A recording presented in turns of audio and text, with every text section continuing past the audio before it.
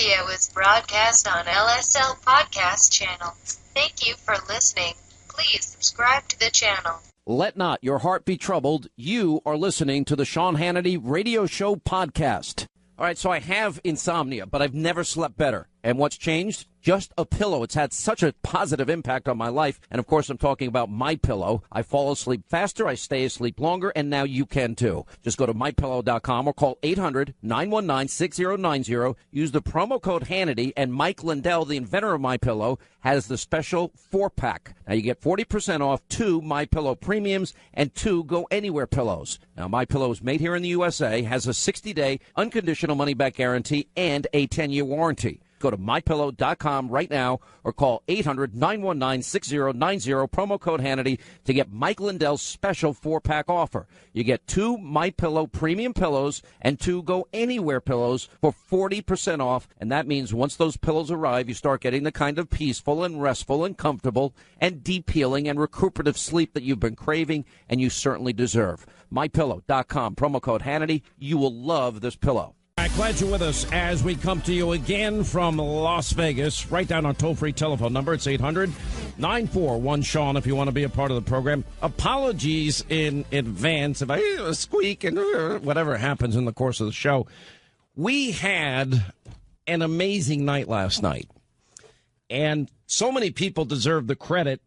We came out here to be a part of Vegas Strong, a concert to help heal and raise money for the people in Vegas. You know, there are a ton of people that have hospital bills. They have deductibles. The cost, some had no insurance.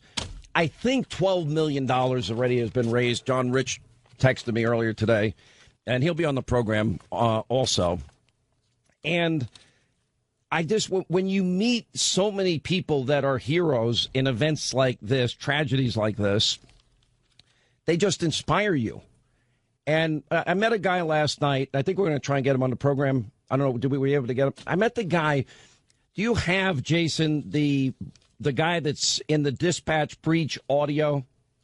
The first guy in the room where the Vegas shooter was, I met him. I'm going to play that in a second. I met the cops. I met the doctors. I met the nurses. I met the paramedics. I met the people that saved so many other people's lives. There were a number of women last night that came up to me and said, my husband protected me and our family. My husband saved at least 10 people's lives. My husband did this. I did this. And how it has impacted people's lives it's just amazing. And it all reminded me of 9/11. You know, the worst of circumstances, all of these people shot, all of these people, a lot of people dead, so many people injured, everybody, all hands on deck. And in the worst moments, you actually see goodness and greatness in humanity. And the fact that all these people from Beasley Media and our affiliate KDAWN Radio and every station of this group of radio stations we have here, and Rascal Flatts and Big and Rich and Ron White, the comedian, was there, who's a trip and apparently is Linda's big crush, we found out. There's a big story behind that. And just to have a night and to do something worthwhile, it was amazing. And just before the show started, somehow the president found out about it, and he tweets out to me and Big and Rich, Vegas Strong. And I got to share that with the crowd. I got a little rowdy out there in my speech. I actually quoted Mike Moran, who was the fireman. Remember when after 9/11 in Madison Square Garden, and, you know, at that point in time, he said, you know, you can kiss my royal Irish ass, and I quoted him. I just talked about the Vegas shooter being in hell where he belongs after trying to ruin so many lives. We have on our website, Hannity.com, I literally, when they sang God Bless America, remember that was sung an hour before the shooting took place. And just stop for a second. One of your kids are one of 30,000 people, almost 30,000 people in that outdoor concert on the 1st of October. And maybe your child died that day. And you know an hour before they died, this is what they were, the moment they were feeling. It just is beyond moving. So when they sang it last night, I literally stood up in front of the stage. I commandeered it, and I just took my video camera out, and I'm not great technologically speaking, and I think the video came out incredible, and we posted it on Hannity.com. Now, for those of you around the country that, obviously couldn't make it to Vegas for the show last night, we have some good news, and that is that Fox taped the whole thing. We're going to take all the highlights. We're going to put it together, and that's going to be my TV show tonight. And I hope you'll watch it, and I hope you'll be as inspired as all of us in the Orleans arena were. Great people that work there, too, that they donated their time. They donated their arena. All these people that stepped up. I mean, let me tell you, it's like next to impossible to pull something like this off. We also have Thomas Gunderson's going to be on. He's the guy that stood for the president, although I suspect he really was standing for Melania Trump, the first lady. But I'll ask him. He's a great guy. He's got a great family. He's going to check in today. We're going to preview 1 week from today. We debut my movie, Let There Be Light. Dionne Warwick, who did the movie for the soundtrack, is going to join us. Michael Francis. This is a real-life former mob guy who converted while he was in jail. His own father had put a hit out on him as, former underboss for the Colombo crime family, and he turned his life around. He's in the movie. Kevin Sorbo, who stars in the movie. And we're going to talk about that later in the program today. So we've got a lot coming up. I want to start with something really important. And I don't think I've ever seen a time where there has been such overt, blatant corruption and hatred of, this is not the complete one, by the way, I want the B block, yeah, of a president than we saw last night and we've seen in recent days. And I'm going to tell you something. It is one of the most nauseating things I think I've ever seen in my entire life. I mean, to watch people trying to exploit a tragedy the way we have been witnessing now, and to have the person that's leading the effort a known Trump hater. There's hardly anything that Congresswoman Frederica Wilson has not said about President Trump. And she has wanted forever to impeach him, to call him a racist, to call it whatever she wants to call him. And unfortunately and sadly, we have a corrupt and complicit media. And all the media is interested in is basically doing the bidding of the Democratic Party. That's all they care about. Now, when General Kelly came out last night, and that's why we ran it in full on the program yesterday, I don't think anybody could knock down, incinerate a narrative the way that General Kelly did yesterday. So I'm not going to delve much deeper into it, although if you watch cable news, it doesn't matter. There's nothing that this president is ever going to say or do that's going to convince the conspiracy theorists at NBC, ABC, CBS, fake news, CNN, the New York Times, the Washington Post, or any of these papers that there's any level of decency. In all my life and career, all these people that have wanted to interview me over the years, I'm like, why bother? Why should I interview with you? You don't want to know what it means to be a conservative. You don't want to know what we're all about. Now, we do have some good news, and that is we have another congressional committee. We have been on this Uranium One corruption and all that we've learned this week. And now we have another congressional committee that is looking into the Clinton nuclear bribery scandal. The evidence that we're discovering is so overwhelming in terms of, in 2009, bribery, kickbacks, extortion, money laundering. We learned last night Bill Clinton, when he got twice his normal speaking fee in Moscow, $500,000, his largest speaking fee ever. Oh, he wanted to meet with all the people. His wife is the Secretary of State.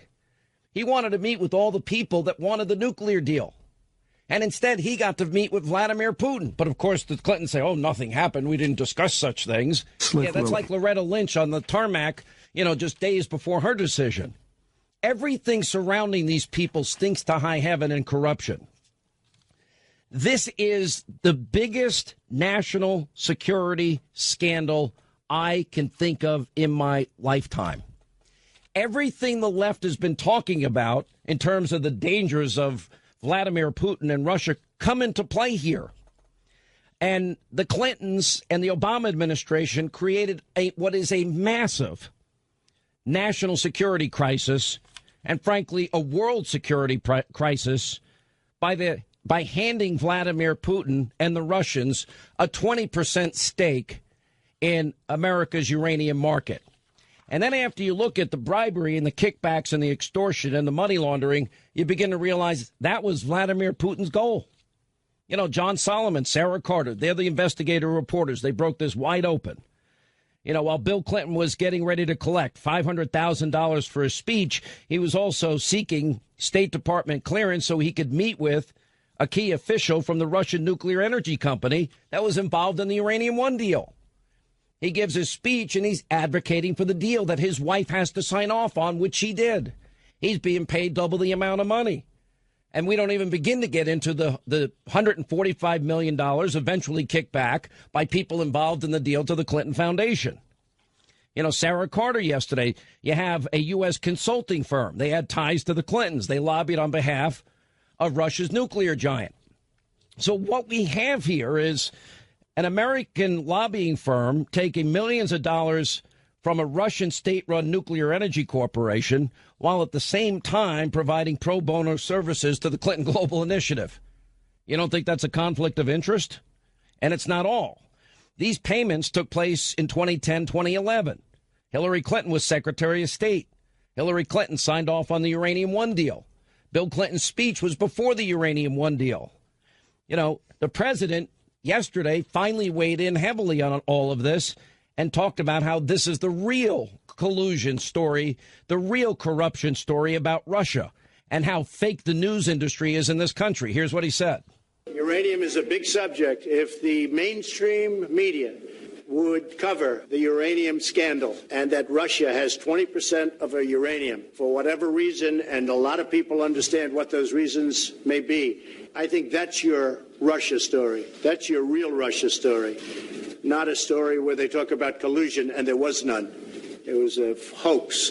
Your real Russia story is uranium and how they got all of that uranium, a vast percentage of what we have. That is, to me, one of the big stories of the decade, not just now, of the decade. The problem is that the mainstream media does not want to cover that story because that affects people that they protect. So they don't like covering that story. But the big story is uranium and how Russia got 20% of our uranium. And frankly, it's a disgrace. It's a disgrace. And it's a disgrace that the fake news won't cover it. It's so sad. It is a disgrace. And let me just be straightforward as I can possibly be. The news media in this country, they just outright lie to you on a regular basis. Nonstop almost. A year of conspiracy theories, a year of lies without any evidence, a years of misleading headlines, a year of false reports that they end up rescinding. You know, all the evidence of corruption and criminal conduct in one of the biggest American scandals in history involving national security is right in front of the face of every media person. And it involves their favorite country, Russia, Russia, Russia, and their favorite world leader, Putin, Putin, Putin. And they do nothing. They do nothing. That makes them complicit. And that puts this country in danger. Are you listening, Fake Jake, and the rest of you over at Fake News? All the media cares about is destroying Donald Trump. That's their only obsession. I don't even think they're in touch with their pathological hatred of the president at this point and how agenda-driven they are at this point. They know not what they do at this point. Anyway, we got a great show today. We'll get back into this. I have a lot of details I want to share with you. It gets complicated, but I'm going to break it down as simply as I can. That explains all the lies, all the corruption, all the bribery, all the kickbacks, all the money laundering that you need to know about. Now, we'll take a break. We'll come back, and we got a great show today. We're going to preview 1 week from today the debut of my movie, Let There Be Light. The stars of that movie and Dionne Warwick, who does the music track for the movie, will join us. Also, John Rich joins us. Thomas Gunderson, remember, he stood for the president. He'll join us, and we'll have more on the biggest corruption scandal, national security scandal in history. Straight ahead.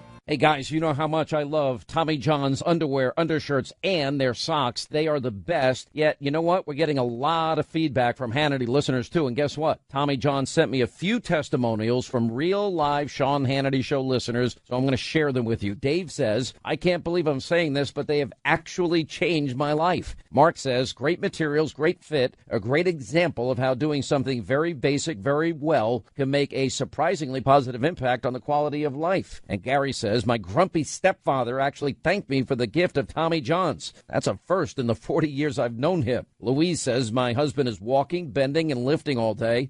This is the first pair of underwear that doesn't roll down and ride up. He loves them. Now, you've heard the reviews. What are you waiting for? You have nothing to lose with Tommy John. It's the best pair you'll ever wear. It's free, guarantee. Just go to TommyJohn.com/Hannity. You get 20% off your first order. TommyJohn.com/Hannity, 20% off. All right, Sean Hannity Show as we continue from Vegas. Our toll-free telephone number, you want to join us, 800-941-SEAN.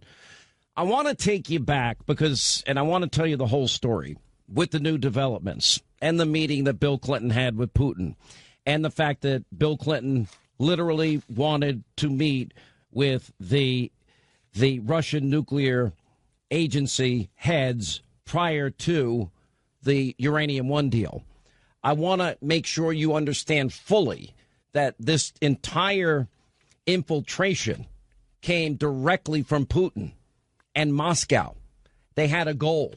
The goal was to set out and corner the market on America's uranium so that gives them, obviously, a lot more power and control as it begins to come to nuclear weapons. Long before this is where the new information is. The FBI in 2009 had the information, had the evidence. They had documents. They had emails.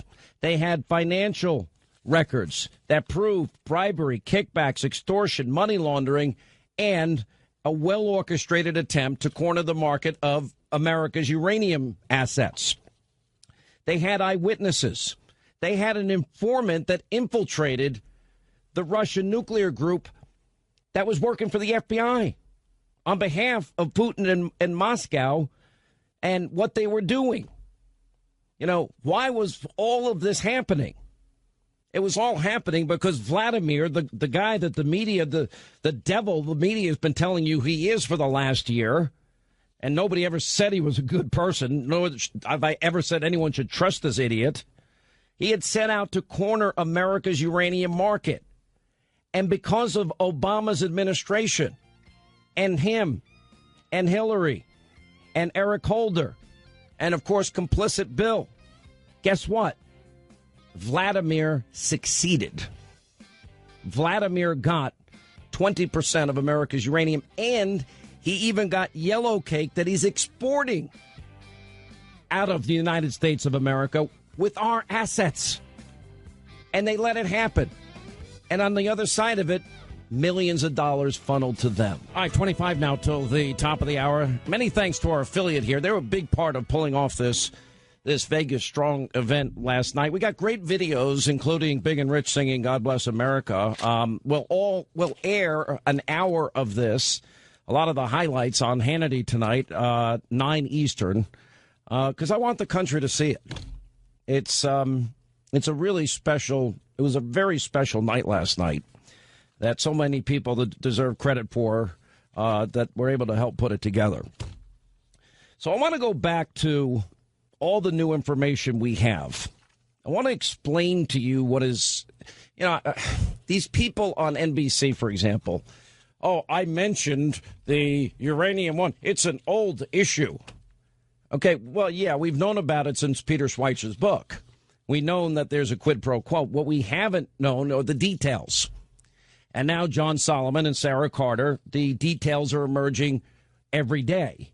And they are so damning and so compelling, the fact that the corrupt media in this country show no interest in it after a year worth of, Russia influenced paranoia with no facts and no evidence because they hate Trump and they're ideological, and this doesn't fit their ideological agenda. It tells you everything you need to know about these people. When Bill Clinton is getting ready to collect twice his normal speaking fee in Moscow, and that he is actively he's supporting the nuclear deal that his wife has to sign off on. He's getting paid the most money he ever gets in a speech. And he's seeking State Department clearance to meet with Russian nuclear energy individuals that are part of the company involved in the Uranium One deal. So when he didn't get the clearance, he just met with Vladimir directly, who's up to his eyeballs in this. And then you have a U.S. consulting firm. They have ties to the Clintons. They lobbied on behalf of Russia's nuclear giant. And, of course, the American lobbying firm, well, they got millions of dollars from a Russian state-run nuclear energy corporation, while at the same time they're providing pro bono free services to the Clinton Global Initiative. In other words, the Clinton Foundation. And these payments took place in 2010, 2011. Well, that's when Hillary's Secretary of State, and that's at the time that she helped approve the Uranium One deal and the magnitude of giving up 20% of the foundational material that makes nuclear weapons. America's nuclear foundational material is beyond anything I've ever heard in my life. This is worse than the Iranian nuclear deal and $150 billion in cash and other currencies handed over to the mullahs in Iran. Now, the president was right to finally weigh in on this, especially after a full year of Russia, which was nothing but a distraction for why Hillary lost, because she was such a god-awful candidate. And this is what we have been telling you now. I said a year ago, this issue is going to blow up. I've known this information is out there. It was only a matter of time. My sources have been telling me for a long time. It's coming. It's coming. You know, I often say I never give up on issues that I'm investigating. And there are other stories that are also coming down the pipe. Tick tock, tick tock. Get ready. More booms on the way. But you have, you know, the first thing you've got to understand is the media in this country are liars. They are dishonest. They are agenda driven. They are rabidly ideological. They don't care about truth anymore. I'm not sure if there's cognitive dissonance in this case. I don't even know if they're aware. They just, because they all reinforced each other, I'm not sure if they actually realize how abusively biased they are. But they have an agenda. They certainly hate me, hate this show, and hate anybody that's a conservative that wants the president to succeed. You know, it's just like this whole story with, you know, Congresswoman Wilson. Oh, let's just assume that everything she said is true. Well, we actually have a real call, and I just feel it's so personal, I don't even want to play it, of the president calling a family and offering condolences. Nothing like what the media says what the president did as they race to believe the biggest Trump hater in the country. Although Maxine Waters might be giving Frederica Wilson a run for her money. When you're on my time, I can reclaim it. Reclaiming my time. Reclaiming my time. Hang on. All right, so the evidence that we have that has been emerging this week is one of corruption and criminal conduct. It is one of the biggest national security scandals that I have ever seen in my lifetime, and maybe even in American history when all is said and done. It's the evidence is now being laid out every day before the media that steadfastly ignores the depth and the truth and the specifics of what's going on. And by the way, that makes them complicit. You know, you've got these reports, John Solomon, Sarah Carter, I go back to them. The FBI knew in 2009, way before the Uranium One deal was approved. They knew evidence in the form of documents, emails, financial records. They had eyewitnesses. They had informants that infiltrated the Russian nuclear company on behalf of the FBI, the Russian nuclear industry officials. They knew what was happening. They knew that this was all being done on behalf of Moscow, Russia, Vladimir Putin. They knew about bribery. They knew about kickbacks. They had the evidence. They knew about money laundering through Latvia and other countries. They knew about extortion. They knew about racketeering that was going on and all sorts of other criminal conduct. And it was all because Vladimir Putin had set his sights on cornering America's uranium market. Now, why? Just ask yourself a simple question. Why would America, especially after all we've been told in the last year, about how evil Russia is and how they want to influence our elections. And we've had testimony that they've tried to influence past elections, this election, they'll do it in future elections. And how there's collusion with Donald Trump, but there's no evidence. And a year's worth of black helicopter theories, conspiracy theories with no evidence. And here you've got the evidence, and it's sitting before you. And because this will make them look so bad and so incompetent and so rigidly ideological, they're just trying to, ignore it and taking Hillary's talking points. Oh, this is an old issue. Everything I'm telling you is new. Everything I'm describing is brand new information. And so Vladimir Putin wants the 20% of American uranium. And guess what? He set out to get it. And he was well aware because it was his officials engaged in the bribery and the kickbacks and the money laundering and the extortion. And we've got all the evidence, the documents, the eyewitness testimony, the financial records, the emails, the informant that knew everything that was happening, making payments on behalf of the FBI because crimes are being committed. And sadly, because of the Obama administration, the president, I think himself, Hillary Clinton for sure, Eric Holder definitely, Vladimir Putin got 20% of America's uranium and is now even exporting yellow cake uranium. You may remember the Joe Wilson, Valerie Plame issue. And in that particular case, oh, geez, she was never a covert operative. And Niger and yellow cake. Well, yellow cake, you make nuclear bombs. And by the way, what's Russia, Moscow, and Putin doing with the yellow cake uranium that they're exporting out of the United States to Russia? Is it possible they would give it to North Korea? Would they give it to ISIS? Would they give it to radical Islamists? Maybe not them. Would they give it to Iran under certain circumstances if they need the money? And then you got the part of the story where, with the FBI having the eyewitness accounts and Russian nuclear officials funneling millions of dollars to the Clinton Foundation while Hillary is serving as Secretary of State and signing off as one of 9 individuals, including Eric Holder, on the deal. Eric Holder had to know what was happening. And the Obama administration, you got an FBI informant. An FBI informant wanted to tell the country and Congress before the Uranium One deal what was going on. And he was threatened with retribution and lawsuits if he spoke out. We have a right to this information and this evidence that is now emerging. And he has a right to talk. And the Justice Department and Congress needs to lift the non-disclosure immediately. And when that happens, all hell is going to break loose in this country. You will watch this guy's character assassinated.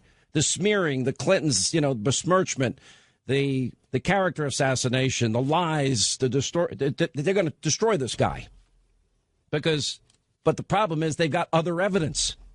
They've got email evidence. They've got record evidence, financial records, eyewitnesses. This is a slam dunk case. It's incontrovertible. Now, the informant wants to talk. He's being represented by Victoria Tunsing. It's a great attorney. I have a funny idea. She's going to win this case. And they have created now, this deal created a clear and present danger to the world and national security. There's no other way to put it. And they did it for personal greed and profit. And the people involved need to be prosecuted. 5 years after this deal was done, the Uranium One deal, New York Times reports that the Russian nuclear company, Uranium One, was actually exporting yellow cake outside of the country to Canada. This country. They didn't have a license to do it. Yellow cake is extremely dangerous. That's the foundational material that's dangerous that builds nuclear bombs. They allowed Vladimir to export yellow cake during the Obama years, which he did.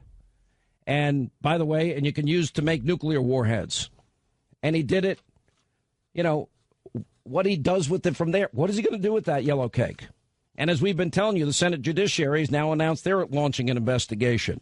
It looks like we're going to get to the bottom of this, and I can only hope so. You know, but by the way, on top of that, you've got the Deputy Attorney General on top of Eric Holder. Eric Holder was running the Justice Department and the FBI. He had to know. And he signed off on the deal. And he's the one that buried all the evidence. Well, okay, there are other people involved. What about the now Deputy Attorney General who appointed Mueller, Rod Rosenstein? Well, he was actually overseeing the FBI's operation into this entire Russian bribery scandal. So he clearly was well aware of what took place. Who's going to investigate him? Where's the special counsel to investigate the guy that appointed the special counsel? And then, of course, we've got Robert Mueller up to his eyeballs in this. He was the FBI director. He knows what evidence was out there in 2009 when the Russian bribery, money laundering, national security risks were all taking place. He shouldn't be allowed to lead any probe that relates to Russia on that issue alone. And given his role in this scandal, he should probably be under investigation himself. Somebody wrote me yesterday, you better watch your back, Hannity. Like, okay, I'm going to keep doing what I do. I don't live my life in fear. Never. But the conduct of Rosenstein, Neil McCabe, Robert Mueller, it's inexcusable. How did they, when they're up to their eyeballs in a scandal that gave Vladimir 20% of our uranium, what gives them the right to investigate anything involving Russia when they need to be investigated? They've got to go immediately. Because, frankly, they didn't do their job, and that's corruption. And the media, well, there's just not much to say about the media anymore, is there? Enough said. Fake news, phony, rigid, radical ideologues. They obviously don't care a whole lot about what's going on, you know, in terms of your safety, your security in the country. By the way, Delta was forbidding the singing of the national anthem on a flight as a deceased soldier was being escorted home. Great job, Delta.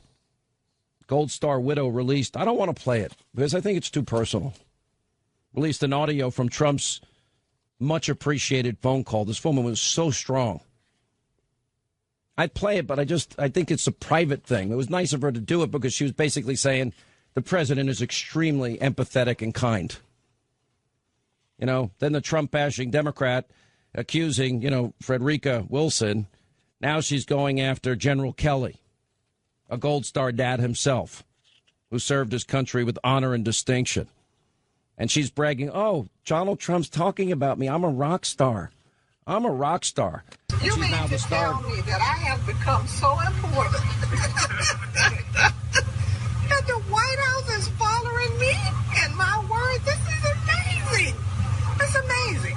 That is absolutely phenomenal. I'll have to tell my kids that I'm a rock star now. A rock star exploiting the death of a soldier? Oh, over at MSNBC, one of their hosts accused General Kelly of inventing lies to insult women. Wow. This is pretty sick stuff. So Bill Clinton has a secret meeting with Vladimir before Russia poured millions into the Clinton Foundation. 800-941-SEAN is our toll-free telephone number. All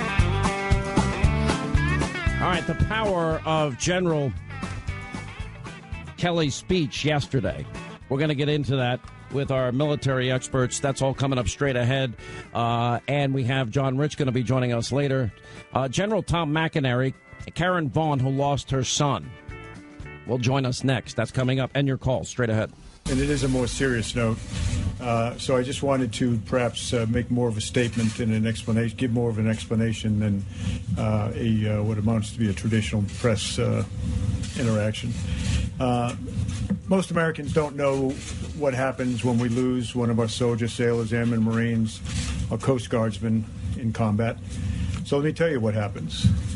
Their buddies wrap them up in whatever passes as a shroud, puts them on a helicopter as a routine, and sends them home. Their first stop along the way is when they're packed in ice, typically at the airhead, and then they're flown to usually Europe, where they're then packed in ice again and flown to Dover Air Force Base, where Dover takes care of the remains, embalms them, meticulously dresses them in their uniform with the medals that they've earned, the emblems of their service, and then puts them on another airplane linked up with a casualty officer escort that takes them home. A very, very good movie to watch if you haven't ever seen it is Taking Chance, where this is done in a movie HBO setting. Chance Phelps was killed under my command right next to me, and it's worth seeing that if you've never seen it. So that's the process. While that's happening, a casualty officer typically goes to the home very early in the morning and waits for the first lights to come on. And then he knocks on the door. Typically the mom and dad will answer, wife. And if there is a wife, this is happening in 2 different places. If the parents are divorced, 3 different places. And the casualty officer proceeds to break the heart of a family member and stays with that family until, for a long, long time, even after the internment. So that's what happens. Who are these young men and women? They are the best 1% this country produces. Most of you, as Americans, don't know them. Many of you don't know anyone who knows any one of them. But they are the very best this country produces. So when I gave that explanation to our president 3 days ago, he elected to make phone calls in the case of the 4 young men who we lost in Niger at the earlier part of this month. But then he said, how do you make these calls? If you're not in the family, if you've never worn the uniform, if you've never been in combat, you can't even imagine how to make that call. But I think he very bravely does make those calls. The call in question that he made yesterday, or day before yesterday now, were to 4 family members, the 4 fallen. So he called 4 people the other day and expressed his condolences in the best way that he could. And he said to me, what do I say? I said to him, sir, there's nothing you can do to lighten the burden on these families. But let me tell you what I tell them. And let me tell you what my best friend, Joe Dunford, told me, because he was my casualty officer. He said, Kel, he was doing exactly what he wanted to do when he was killed. He knew what he was getting into by joining that 1%. He knew what the possibilities were because we're at war. And when he died, in the 4 cases we're talking about, Niger, my son's case in Afghanistan, when he died, he was surrounded by the best men on this earth, his friends. That's what the president tried to say to 4 families the other day. Unbelievably moving and touching reality check from General Kelly, a Gold Star dad who lost his son. By the way, Barack Obama never called him. General Tom McInerney is with us, retired United States Air Force Lieutenant General. He served in top military positions under the Secretary of Defense and the Vice President, and he's also a Gold Star brother. His brother was killed in action in South Vietnam in March of '67, one of 58,000 Americans lost in that war. And his second tour is company commander with the 1st Cavalry Division. Also, Karen Vaughn is back with us. Gold Star mom. Her son was a Navy SEAL. Her son, Aaron Vaughn, one of 30 American servicemen, died on board a helicopter. Remember, this was the Extortion 17, call sign Extortion 17 incident when it was shot down in Afghanistan in August of 2011. Many who were killed were members of SEAL Team 6. Yeah, that team that took out Osama bin Laden. And thank you both for being with us. I don't even know. I heard the call. I don't want to play it because I don't know if I know this woman released it today, Karen, of how empathetic President Trump was when her son died. And it was pretty amazing and very touching. It totally contradicts the narrative of Trump hater Congresswoman Frederica Wilson. But the level of vitriol and the attempt to exploit this for political gain just makes me sick to my stomach. And I actually challenged people in our industry. I said, you know what? We're all kind of overpaid in cable news. And I said, we can all donate $14,000 tax-free. And from what I heard, nobody's taken up my challenge. Nobody. They just want to keep talking. They're talking about it on, fake news, CNN and MSNBC now. That's all they do 24/7 because they want to hurt the president. What's your reaction to all this? Sean, I'm just literally brokenhearted that this continues to just burn like this. I really felt like General Kelly put this whole matter to rest during that press conference. I literally sat on my couch and cried 2 times during that speech. And as I'm sure the general there with you, which it's wonderful to be in your presence again, even by phone, I'm sure he can appreciate the same thing. The day that you get that call, the day that you get that knock on the door, it marks a point in time where your whole life now is marked by what happened before that morning and what happened after that morning. It's such a pivotal juncture in time. It is such a sacred moment. You spend weeks, Sean, months, just in a daze trying to reconcile this new world that you're living in. And so for Ms. Wilson to be spinning this up into a political debacle like this, and even now the left attacking what General Kelly said, I mean, it's just so hypocritical. They're mad at our president for being insensitive to a Gold Star mother, but at the same time, they're going to attack a Gold Star father. It's ludicrous. I'm beside myself with what we've become in this nation. It's breaking my heart. You said something that's so profound. You live your life up until the day, when he told the story of they pack their bodies in ice and they bring them to Dover, and, it's just the details kill you. And then you have people waiting outside your house for the light to go on. And you lived one life, Karen, up until that point. And then from that moment forward, your life is never the same. And I've met you, and you're a strong woman, and you're outspoken, but I know there's a hole in your heart. I know it. I'm friends. Oh, yeah. Yeah, go ahead. No, Sean, yeah, absolutely.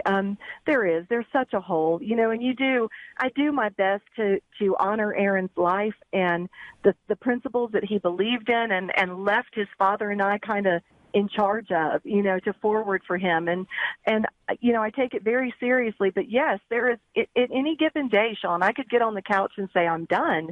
And I can't take being out there anymore because this is a very painful life, and it's very painful to relive his death all the time by talking about it. But at the same time, I'm honored that I get to talk about it. Never mistake that when I say that. I'm so honored that I get to, speak about him so frequently. It's a real blessing in my life. But yeah, the hole is powerful, and it will always be there. We will never spend another Thanksgiving with him at our table. We'll never have another Christmas where he gets his stocking off the mantle. It'll just hang there as a reminder to all of us that he's gone. Yeah. By the way, getting to know people like you in my life has put my life in perspective, and I hope you understand what I'm saying here. Because we all think we have problems. And then I meet people like you and know what you've been through. And I'm like, I'm almost embarrassed to think I have problems. And, same when I go see these kids that are injured in Bethesda and Walter Reed when I visited them, or these people in the hospital in Vegas that I've seen. General McInerney, I never knew about your brother. Sounds like an amazing brother. And I'm sure you never get over it, and you served the rest of your life in the military. Well, I did, Sean. And by the way, Karen, it's absolutely an honor for me to be on with you and be associated with you because, as you know, we got very close there for a while when we were trying to work the Extortion 17. But in any case, yeah, I have 50 years now, Sean, in March 11th. And the interesting thing was my older brother flew over the Bong Son Plain where Dick was killed that day. That day he flew over in a 105 going into Thailand. And, of course, I went back 3 months later. So there were different circumstances. But the way the Democratic Party, and I associate this with the party, the way they have demeaned one of the most significant and holiest things that General Kelly described and how we honor our dead is just beside the pale. How any political party, Representative Wilson, and then there was one on Brian Fallon, who used to be Hillary Clinton's press guy, came out with these things saying that General Kelly was odious. And we have never seen this, I think, in our history. And the progressives and the left and the Democratic Party just keep taking us further left and further left. And it's a divide that none of us have ever seen. And it's a divide that we do not like what we are seeing, because we have always been able to honor our dead and recognize the sacred traditions, because that's what it is, a sacred tradition that America has had for over 200 years, honoring our fallen heroes. The Democratic Party is sinking to new lows. I honestly, there's a great story about General Kelly that I think speaks to the character of him, and it's representative of, as he said, only 1% of this country serves. And it's an all-volunteer army. And, it's not like when my father, he signed up for World War II, but he, before he would ever get drafted, but it was a time everybody signed up. And, there's just something amazing about all of them. And 3 days after he lost his son, he's giving a speech, and he had one condition: just don't mention my son, because I don't want to elevate him above the 5,500 other kids that died in Iraq and Afghanistan. I mean, and I know, Karen, it's got to be hard, but I also know you like to honor your son. And I hope when you do talk about him, that for you, it's now the world knows who your son is. What a courageous soul he was. What an amazing human being he was. How he blessed all of us by being on this earth. Aaron was incredible. And, Sean, I just want to hit on one point that you said. What I hate the most about this in general, I'm sure you feel the same way about this, and, Sean, I know you do too, is that she took the attention away from these 4 men who died, and she put it on herself. And she did this. She did this. The president didn't do that by making a phone call out of humility and honor and respect and dedication and love for this young man's service. Ms. Wilson turned the nation's attention to her horrible comments, her disgraceful comments in the wake of such a sacred moment. But yes, Sean, speaking of Aaron, I am so thankful for the life he lived. I'm so thankful for the legacy that he left. He was a man who loved this nation. He loved God, he loved his family, and he loved this country, and he would have died for any of them. And he always told us, if I die young, I pray to God that I die fighting for my country. And so I know the sentiment of what President Trump said to this young widow. I know that sentiment. That is exactly how these young men feel. And so, yeah, it's just such a shame that she took this sacred moment and the left turned it into such a disgusting black mark in America's history. Well, you know how much this audience loves and cares about you. We're so proud of you for the strength that you've developed. You give all of us strength. General McInerney, I've always thought the world of you, too. Thank you both for putting a lot of this in perspective. The fact that she was out there bragging, oh, the president talked about me. I got to tell my kids I'm a rock star. I honestly wanted to vomit. It was so disgusting. Anyway, thank you both. You're both in our prayers and the prayers of this audience, and we appreciate you both being with us. Thanks, Sean. Thank you. From Las Vegas, it's the Sean Hannity Show. All right, as we continue, it's the Sean Hannity Show, 800-941-SEAN, toll-free telephone number. All right, quick call. We've got a minute here. Paul in Alaska. Paul, real quick, what's going on? I'm one of those type of people that used to be moderate, and I really believe that the way that the lying media has changed everybody's views on things, I'm becoming more of a conservative. Well, I'm glad to hear that. What changed you? Well, your show for one, and just the way that they've changed. They lie. They lie every day. It's very shameful to listen and watch what they're doing. I think they were the ones that picked our president because they believed that he was going to lose to Hillary Clinton. That's my firm belief. I think you're right, and WikiLeaks actually pointed all that out. You're dead on accurate. All right, we'll take a quick break. We'll come back. And don't forget, we'll have an update on the release of my movie 1 week from today. John Rich, Big and Rich, and Thomas Gunderson, the guy that stood for the president from Vegas. It's the Sean Hannity Show. All right, 25 now till the top of the hour. Toll free our telephone numbers. We continue from Vegas. Many thanks to our affiliate out here, AM 720 KDWN. They have made this an incredible week. What a night last night. Vegas strong, a night of healing for everybody. First responders, victims of the Vegas shooting. A lot of money was also raised. We will air this all tonight on Hannity, special hour at 9 Eastern, our usual time, on the Fox News Channel. And it was an honor to be a part of it.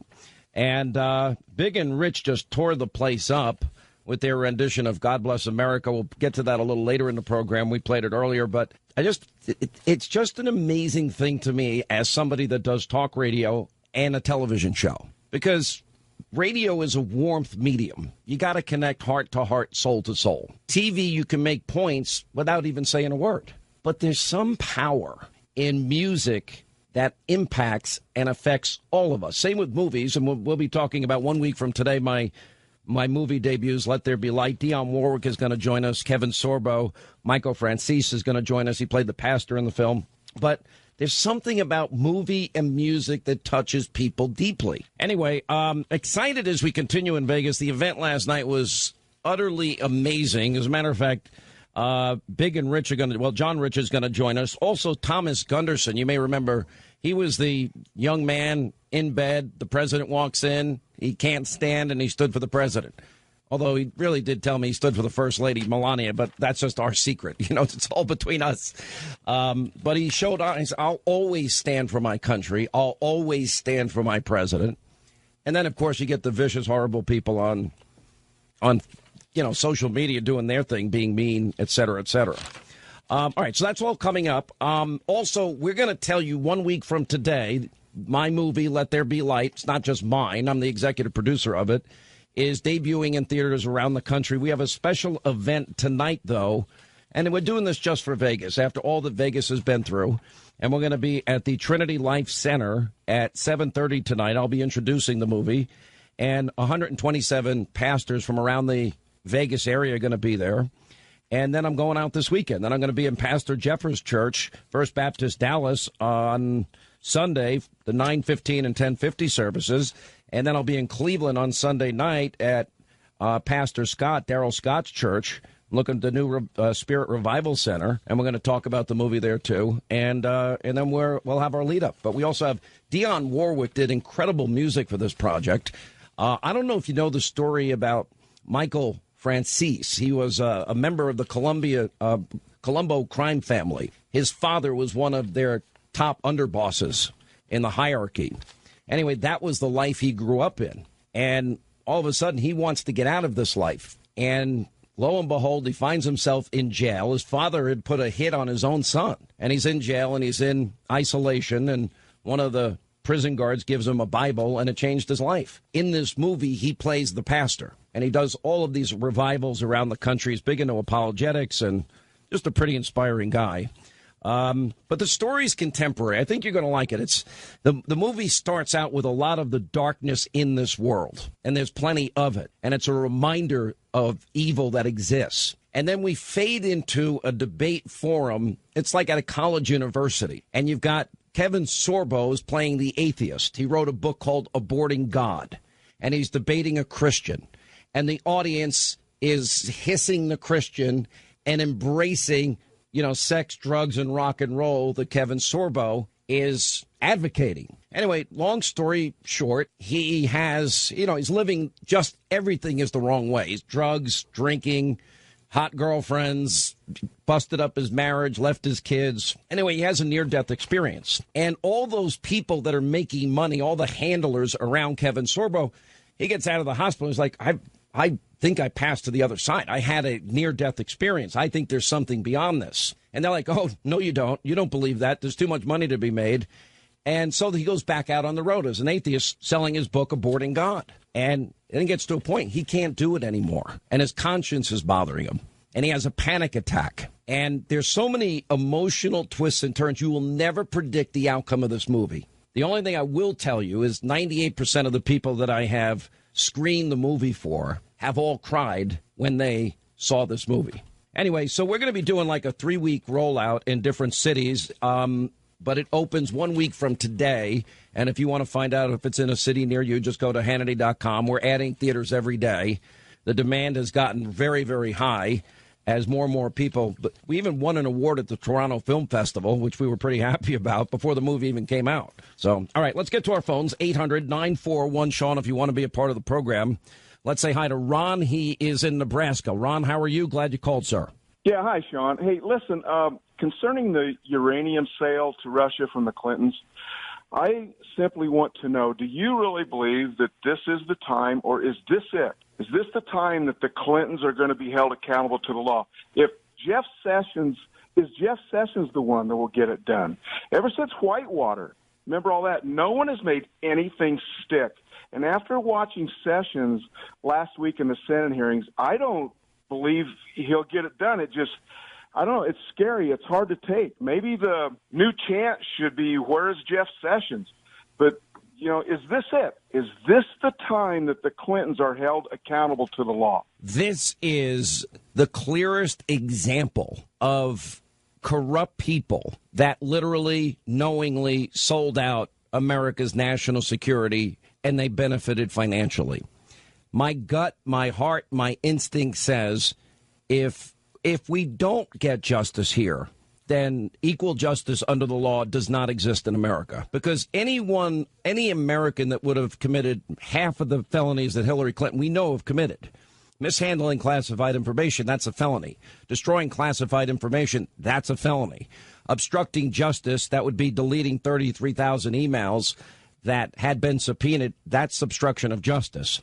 And in this particular case, everybody knew in 2009 that Vladimir Putin wanted to corner the uranium market in America. They knew it. They had evidence. They had emails. They had undercover FBI agents. They knew about bribery and extortion and kickbacks and money laundering. It was all there, and blackmail. They knew about it all. And the fact is, then they still signed off on giving away 20% of uranium to Vladimir Putin. Now, the media that was telling us for so long now, over a year, Vladimir's the greatest danger. Vladimir's the greatest danger. Their silence on this is deafening. The fact that we can't trust the media anymore, this is a profound moment in terms of our history of this country. They are not trustworthy. They are not honest. They are not truthful. Now, with all that said, my heart tells me that if I'm Hillary Clinton today, if I'm Eric Holder today, if I'm Barack Obama today, I'm worried. And I do believe that things are going to be different. I've got to believe that, or I'd have to say that there's no equal justice under the law in America. So we'll see. You're right. They have gotten away with so many other things. The evidence is so overwhelming, so incontrovertible. I can't even explain every detail of every issue involving this without spending 25 minutes. Because we've done such exhaustive work and research with the help of investigative reporters Sarah Carter and John Solomon. So I hope that answers your question. But, yeah, I agree with you. This is a pivotal moment. So we've been so busy with all these other issues as we continue from Vegas. There is a doctor in Georgia, and she heard that on a plane she was traveling on, Delta, that there was a fallen soldier on the plane. Anyway, she decided to ask her fellow passengers if they could sing the national anthem in honor of this fallen soldier on the very plane that they were on. Anyway, the people on the plane are like, yeah, we'd like to do that. They like to sing the Star Spangled Banner. And all of a sudden, she was told to stay quiet in her seat. And by the way, they watched an honor guard escort the casket from the plane to Hartsfield International Airport. Flight attendant told her singing the Star Spangled Banner would make passengers from other countries uncomfortable. Here's her from an interview earlier today. I was on a flight from Philadelphia to Atlanta today, and we had a deceased soldier who was also accompanied by his best friend. a man in uniform, and the captain came on and asked if we would all remain seated while the soldier got off the plane first and while the honor guard took the deceased soldier out of the plane, which was great. I had an idea. It was just one of those spontaneous ideas that it would be so neat when this soldier stood up and while the honor guard was going off, taking him off, that we should sing the national anthem. And so I went around to each seat and I asked if people felt comfortable doing it, if they would join me. And most people were thrilled out of their minds, and several women cried and said, that's so beautiful. And I had so many people come up to me and say, we should make a habit of this, and this would be great. And, it's a great honor to the boys' parents and wife and perhaps children. Anyway, I went to every seat, and some people said fine, and others didn't want to do it, which was fine. I just said whatever you feel comfortable doing. And after I sat back down, it was apparent that the plane was starting to descend, and the chief flight attendant came up to my seat, and she kneeled down and she said, it is against company policy to do what you're doing. I said, the national anthem? And there's a soldier on board? And she said, yes, you cannot sing the national anthem. It is against your attention, please. Company policy. And I said, well, I just told every single person on this plane that we were going to do it. Are you going to tell them not to? Because I'm not going around and telling them not to sing. But they did make an announcement that we were to stay quietly in our seats and be very quiet. And she did not tell the rest of the plane that this singing the national anthem for this soldier was against company policy. She told me that several of the people on the plane were from other countries and that they were uncomfortable with us singing the national anthem. All right, when we come back, we're in Vegas, and we had the big Vegas Strong event last night. Big and Rich headlining. Rascal Flatts playing. We're going to talk to my buddy John Rich when we get back, and you'll meet the man that stood for Melania. He didn't stand for the president. Our good friend Tom Gunderson. That's straight. A powerful moment from last night's Vegas Strong concert that we were a small part of, headlined by Big and Rich. Then you had Ron White, the comedian there. You had Rascal Flatts playing an incredible acoustic set. Big and Rich were on their game last night. It was just phenomenal. So while they were playing that, remember, this is 1 hour before, with a crowd of about 30,000 people, the shooting that happened here in Vegas. Remember, they sang that song in unison. I mean, for some parents that lost their kids, they know that an hour before their child died, this is the experience that child had.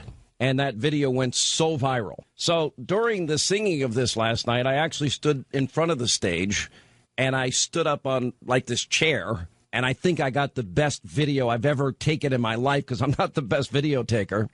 And we posted it all on Hannity.com. I'm going to air it on TV. All of this will air on TV tonight in my usual slot. We're going to have Vegas Strong, a night of healing, and all the highlights from last night are going to be played tonight, and I think you're going to really enjoy it. And I know the people in Vegas did, and I know from what I've heard, a ton of money was raised for the families, the victims, for some of their medical costs, and first responders, others that were injured. It was just an incredible, amazing night, and one of the more important reasons that happened is because Big and Rich came back in town, and they played for this crowd at the packed Orleans Arena last night. And John Rich joins us, as well as Thomas Gunderson. You may remember that he was shot in the leg, and when President Trump came to the hospital, he wasn't able to stand, but he stood up for the president, and then he posted on Facebook, "I'll always stand for my president." Then we find out that he really stood for Melania. He didn't stand for the president. He told me privately. Guys, welcome to the show. That was a great show last night, John. Unbelievable. And then I never knew you owned a bar in Vegas called the Redneck Riviera.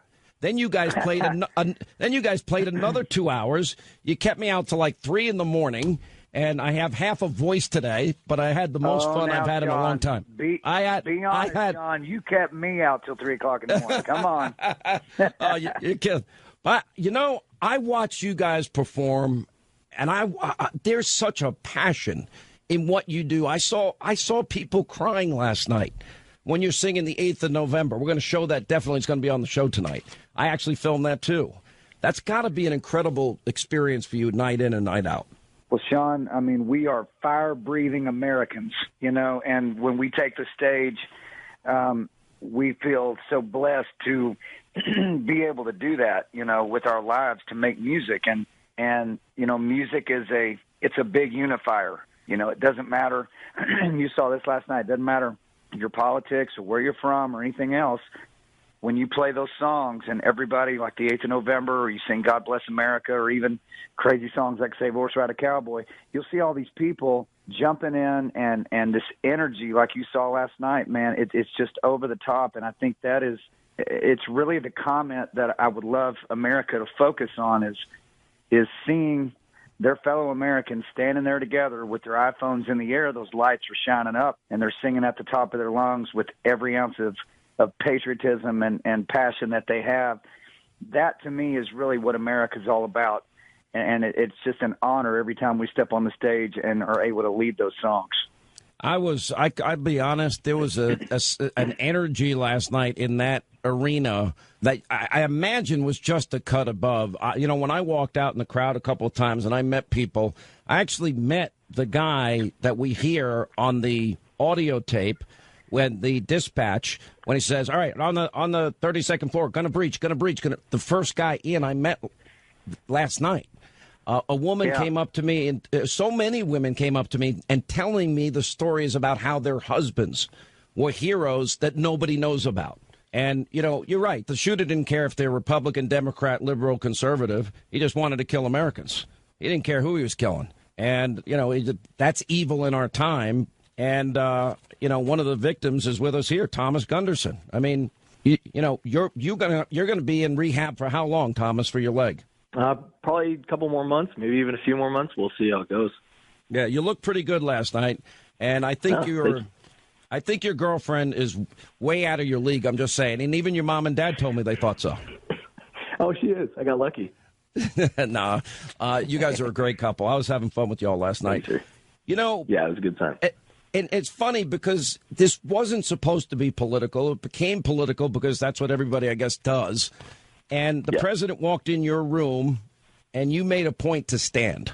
And then you wrote why you stood. Tell us. Absolutely. Honestly, it has nothing to do with who our president is, but just that it, in fact, is the president. It's respect for my country. It's the country that is giving me everything that I have, and feel that, I owe everything back to this country. And I feel like everybody should feel that way. There's a lot worse places to live. I truly believe this is the greatest place in the world. And, I've been given every opportunity because of where I live, and I will always stand for my country, my anthem, my flag, and, especially the president of the United States. That's literally the highest held position in our country. So you better believe no matter what kind of pain I'm in, I'm standing up and shaking that man or woman's hand. It's a pretty inspiring moment, but then you told me privately you really just stood for Melania. Don't lie. Oh, absolutely. I could have been shot through both legs. I would have found a way to stand for her. All right, that's the American spirit. John Rich and so last night, John and Big Kenny and I and a bunch of other guys were sitting around in his bus before the show, and we're talking about communication. And I said, John, I do radio 3 hours a day, and it's a warmth medium. You got to connect heart to heart, soul to soul on radio. And people will figure out in 10 seconds if you're a phony, because you can't fake it 3 hours a day, 5 days a week in radio. And the same thing on TV, although you can make a lot of points without saying a lot of words. I could just roll my eyes and people know what I'm thinking. But I've always believed that the most powerful form of communication is music. And this is what you do so well, John. What made you want to follow this crazy career that you're on? Well, I grew up out in Texas. My dad is a non-denominational Bible-banging preacher, and he played guitar in church. And I watched my dad, be able to get up and lead people and sing to people and impact people. And if you got a great dad like that, every son wants to be like their dad. And so I picked up the guitar at an early age and really never thought I would have a shot at making music for a living. I mean, it's never really entered my mind. I just did it because my dad did it, and it was it's like you said, it's a soulful experience to be able to pick up an instrument and sing something to somebody. But man, I'll echo the sentiments of the gentleman on the phone, which we had a chance to meet last night. We live in a place we woke up this morning and our eyes opened, and we are living in America. And we live in the only place in the world that literally has no limits to what we're allowed to go for and achieve. And we can dream as big as we want and work as hard as we want to go after those dreams. And that's what I did with music. If you think about our Constitution, Sean, it never promises you happiness. I think that's a big misconception with a lot of people, that you're promised happiness. No, you're not. You're not promised happiness. Oh, a declaration says the pursuit of happiness. You're promised a pursuit of it. And the pursuit of happiness is what gets me up every day and charges me up. And when I'm able to grab that guitar and walk out on stage like we did here in Las Vegas for Vegas Strong and sing to those people and see them singing back, you saw it. That is a connection that nobody can ever break that, and only in America can you accomplish something like that. It was just an amazing. I urge everybody, until I'm back on the air. You're going to see it tonight on Hannity, and we have all the highlights. I made sure we put in "God Bless America" the 8th of November, and I put in "Save a Horse, Ride a Cowboy" because that shows. There you go, rock, right? Man. You got it, yeah. And we put, and then you guys went over to your bar. And you played another 2 hours, and the crowd was going nuts. I mean, it was just a fun, amazing night. And, Thomas, how fun was that? You got to bring your parents there. And I had a blast last night just meeting everybody. Everybody was they were back to celebrating freedom and fun. That's what I felt last night was. Honestly, it was the best time of my life. I'm not kidding. It's so fun to meet, people like John and Big Kenny. It's we look up to them so much, and at the end of the day, they are normal people just like us, but they're our idols, in country music, and being able to sit with them and talk to John for a little while and hang out with him, it honestly meant the world to me and to my girlfriend, going through what we have lately, and just amazing people, so gracious and so kind to us. It was really cool. So one kind of cool moment last night is the president heard about the concert, John, and he's a big fan of yours, and he tweeted out that you all were playing last night with the words "Vegas Strong." How cool was that for you? Man, what else can you ask for? When the President of the United States recognizes what you're doing here in Las Vegas, I thought it was a huge gesture from him. Pardon me, Sean. We stayed up late. A huge gesture from him. I've been struggling for 3 hours. Tell me about it. Go ahead. Some more coffee. No, but he tweeted and he had hashtag Vegas Strong.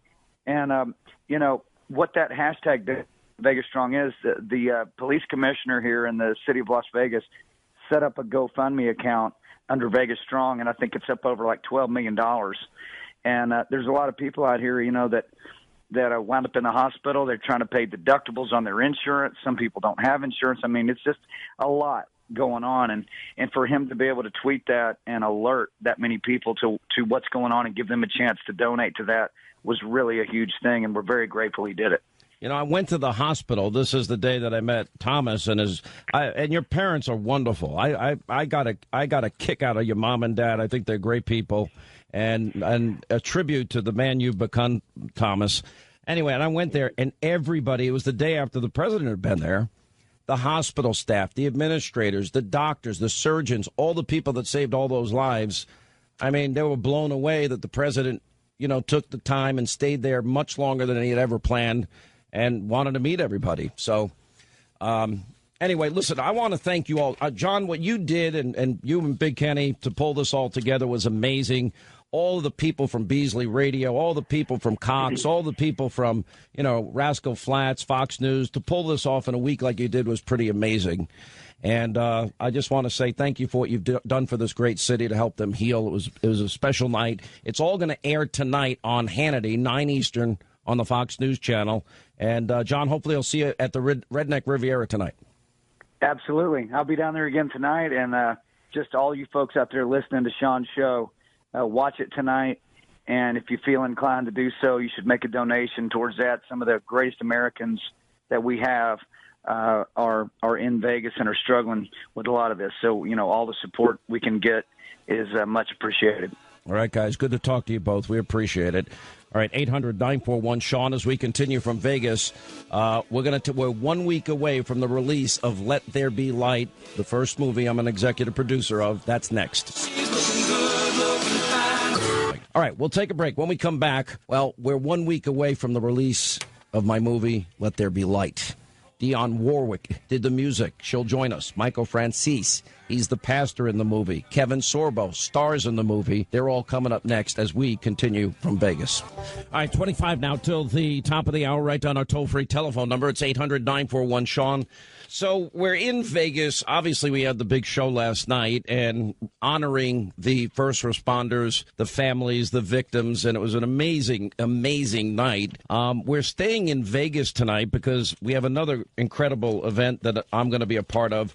So 1 week from today, we are going to open with my first movie that I'm the executive producer of, and it's called Let There Be Light. And so we decided to do something special here while we were in Vegas, and we invited 127 pastors, different denominations. This is it's faith-based, but it doesn't hit you over the head with religion. Hollywood is so formulaic. It's the same actors. It's the same formula. It's Batman. It's Superman. And so often the values of Christians and the values of conservatives are just outright dismissed by Hollywood. And we've seen a lot about Hollywood values in the last number of days. So we decided, and we got together with a lot of great people, that we were going to present to the city of Vegas an early showing of the movie. And that's going to take place tonight. We have all the pastors. I think it's sold out, unfortunately. And right here in Vegas, and we're all going to get together, and we're going to show it to people. By the way, it's a free screening, and Kevin Sorbo, Sorbo, star in the movie. Kevin Sorbo is going to join us in a minute. As we started this project, step by step, incredible people joined us in the process. And one of the more exciting moments is when Dionne Warwick, who's just one of the most renowned singers, entertainers, and performers that I've known my whole life growing up in all her music, she decided to do the soundtrack for our movie, which we're really excited about. And the pastor in the movie is a guy by the name of Michael Francis, and his real-life story I always knew. He grew up the son of a notorious underboss in New York under the Colombo crime family. He had a hit out on him. He went to prison. And while in solitary, because he had to be in solitary or else he probably would have been whacked, he got a Bible from one of the guards at the prison. And it changed his life. And he became a real-life pastor. And he plays a pastor in the movie. And I've been telling you little bits and pieces about the story, but it's very contemporary. You have Kevin Sorbo playing a glitterati, paparazzi, very popular L.A., New York type of guy with a young model, abandoned his family. He wrote a book, Aborting God. The movie starts out with some of the evil that we all deal with every day in the world. And then beyond that evil, it's a personal story and a personal journey. So as he writes this book, Aborting God, he's debating a Christian. And the crowd is just eating him up and not liking the Christian message. And then we find out, well, why is he an atheist? Why did he abort God? And there's more twists and turns and emotional twists and turns in this movie than I think you could ever, imagine. I'm very proud of it. Now, before we get to Dionne Warwick and Michael Francis and Kevin Sorbo, I want to play you Dionne Warwick's incredible work for this movie and the soundtrack of this movie, Let There Be Light. Remember, it opens October 27th, 1 week from today. And to get a list of theaters, all you have to do is go to Hannity.com. Dionne Warwick, renowned entertainer, performer of all time, joins us right now. Michael Francis is with us. He plays the pastor in the movie, Let There Be Light. Kevin Sorbo is the main star in the movie, and he's the horrible person that makes a transformation. Welcome all of you to the program. Dionne Warwick, I've been a fan of yours since I was young. Your voice is amazing. You being in this project has added so much to it, and I can't tell you how beautiful that song is. That's amazing. Could you tell us about the song? Yeah, how are you, first of all?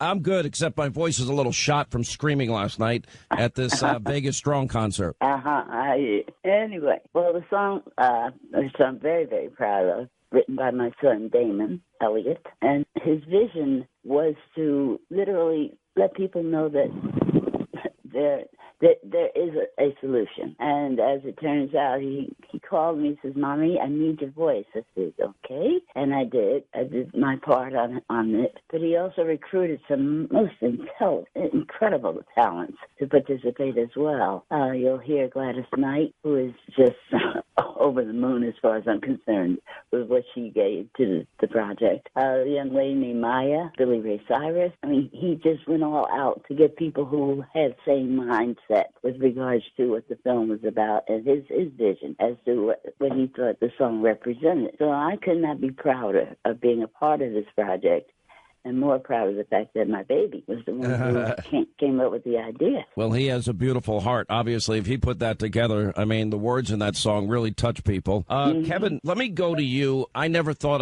or dreamed I'd really be in the music business. And I remember watching your hit movie, God's Not Dead. And I remember interviewing you at the time. And I said, if there's ever a project, maybe we can do one together. And you and Sam, your wife, and Dan Gordon came to my office one day. I don't think we talked more than 15, 20 minutes. And you told me the whole story of Let There Be Light, and I just fell in love with the story. And we've just been working on the project ever since. I mean, it's an amazing, the end product. It's one of the things I'm most proud of in my entire career, because I think this is a movie that needed to be made. It's contemporary. It touches people's hearts. It's everything that I think Hollywood doesn't do. It's about real issues, real life crisis and conflict that people have. And it also offers a good message for people that I think is often ignored out of Hollywood. So, I was only too honored to join with you to do it. And from your end, you guys did a fabulous job. Well, thank you. And it is interesting how the whole thing came together because, my wife Sam came up with the idea. She started writing the script. She brought in Dan Gordon, who's a dear friend.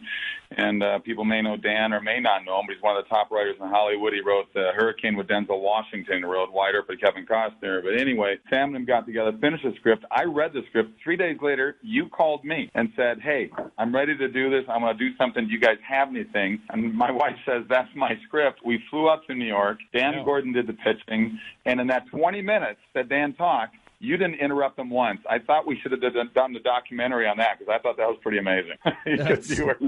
you were spellbound by the script and the story that he had to tell. Listen, I've learned that there's some of the movie business I don't like, the business part of it, but what you guys have created, the artistic part of it. I have now shown this to over 200 people. I've done my own focus groups, and you actually have up on your website, some testimonials of some airings that we've had, focus groups with people, and it's unbelievable. 98% of people that see this movie cry. And you start out as a very conflicted individual that hates God, aborting God. And then we find out the reason why. And you're living a life that really you shouldn't be living. And you left your family and you're drinking too much and you're doing drugs. And we find out the reason you wrote Aborting God. And you had lost a son at 9 years old. And the transformation is amazing. Part of that transformation comes when you meet with Michael Francis, who has one of the most incredible life stories of anybody because he is a real life pastor. Michael, welcome to the program. And you grew up the son of a notorious underboss in the Colombo crime family, and your own father at one point in your life signed off on a hit on you, and you found yourself in isolation in prison, and your life changed. Yeah, Sean, it's good to be back on again. I just want to mention really something real quick. Dionne Warwick, she doesn't remember, I'm sure, but she played at my prom. My dad actually brought me to Copacabana that night in '69, Really? and we all had a great time. Yeah, it was way back. As long as they had a good time, that's all that matters. It was great. It was terrific. But yeah, Sean, I was very attracted to the script. I'm really into apologetics. I love Kevin, and I'll be honest with you, I never acted before. They had to twist my arm to do it because I've been myself in documentaries. But I said, listen, I'll do it as long as I don't ruin the film. I was playing myself, so it was pretty easy, and a great cast and great crew, and I think it's a wonderful story. I think people are really going to be touched by it. Very entertaining, very well. But you're also a pastor in real life now. How long have you been a pastor? Well, no, I'm not a pastor, Sean. I go out, throughout the world and share my testimony. So, I'm not ordained or anything like that. Okay. Which I think, could be a benefit because, I tell people I'm just you. We all have a story to tell. Mine might be a little bit more dramatic, but at the end of the day, it's a story about Christ's mercy and grace in my life. And there's no doubt in my mind that he saved my life. He put a woman in my life that led me to Christ. And over the past 20 years, had so many challenges challenges and struggles, but he got me through all of it. And, I'm just happy to tell the story whenever I can. Kevin, one of the other reasons I wanted to be a part of the project, besides the great story, and once we agreed to do the film, once I took on my executive producer role, I'm a big believer you let people do their job. And, you told me where you're going to be filming. You told me what the schedule you're going to be on. We went over the script. We did everything that we're supposed to do. And then when I started getting the first pictures and first cuts, I began to say, this is something magical happening here. And I don't know if you've had the same experience, but everybody I've shown the film to, they all cry. And it touches people deeply. That doesn't happen enough when I go to the movies. I like to be moved and touched and inspired and so on and so forth. Well, this is a movie about redemption. It's a movie about faith. It's a movie about hope. And, we've been doing quite a few screenings and getting testimonials. We were just in Washington, D.C. last week at the Values Voter Summit there, and it was amazing, the responses from people coming out. Sam was doing the testimonials on camera. I was talking to people, answering questions, and just answering anything they had to say. But there was a group of teenagers that walked out, and they're about 15, 16 years old. And one of the boys in that group, I overheard him say, "That is the best movie I've ever seen." And to get that from a teenage kid where all they want to do is go see visual effects movies, that you don't care about character development, you don't care about what happens to people. You see thousands of people die in these smash-em-up movies. This is a movie that is real life, and it's going to touch people. There's something for everybody in this movie. They'll be able to relate to it. They'll be able to take something from it. And I don't want to preach to the choir with this movie. I want atheists to go. I want agnostics to go. I want people to get up there and look at this movie with an open mind and an open heart and come away with what they come away with, because I know it's going to touch them. I just got to tell you, it's been an honor to do this project with you. It opens 1 week from today. We have a special airing of it at Trinity Life Center. Then I'm going to be out on the road this weekend. I'm going to be in Dallas for 2 church services with Dr. Robert Jeffers at his church, and I'm excited about that. Then we're going to go see my buddy Daryl Scott, who is in Cleveland. But anyway, LetThereBeLightMovie.com and also Hannity.com for theaters. Dionne Warwick, I've always loved your work. God bless you. Thank you. And your son did an amazing job. Michael, it's great to talk to you again. And Kevin, we'll have you on TV next week. We look forward to that, too. Thank you. Thank you. Definitely. Thanks a lot, John. Thank you. All right, guys. Let There Be Light debuts 1 week from today. Special airing tonight at the Trinity Life Center. All right, we're wrapping things up from Vegas. Now, for those of you in the Dallas area, looking forward to seeing you at Robert Jeffers Church. That's coming up this weekend. There are 2 services, one at 9 o'clock, one at 10:30. And then we're going to go to Pastor Daryl Scott's church, which is in Cleveland at 6 o'clock on Sunday night. And 1 week from today, we launch Let There Be Light. So hopefully you can find a theater near you on Hannity.com. Tonight you will see the incredible tribute to first responders and victims in Vegas, the Vegas Strong event on Hannity, a special edition, 9 Eastern. Have a great weekend. We'll see some of you in Dallas, some of you in Cleveland, back here Monday, and I hope you have a great weekend.